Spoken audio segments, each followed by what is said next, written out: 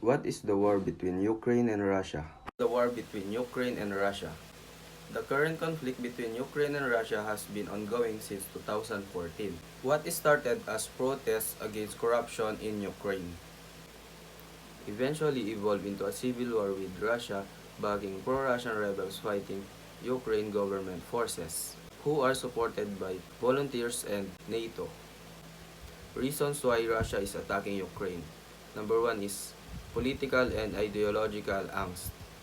Russian President Vladimir Putin's fixation with the Soviet era, when Ukraine was part of the communist USSR. The country gained independence in 1991 after the fall of the USSR. Number 2. Ethnicity and religion. Russia and Ukraine share the same ethnicity.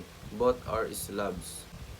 Both also belongs to the Eastern Orthodox Christian denomination. Number 3. Naval expansion. Better access to warmer Black Sea ports like Odessa.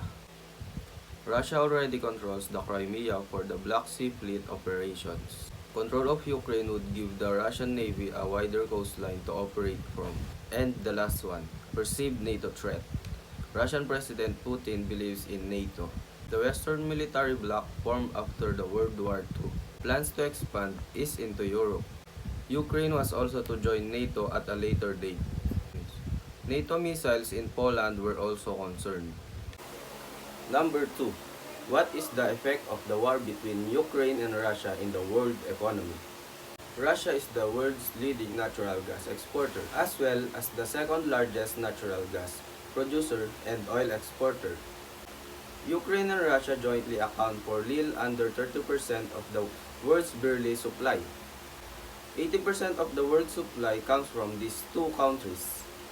Aside from the very real human cost of war, there are also significant economic consequences.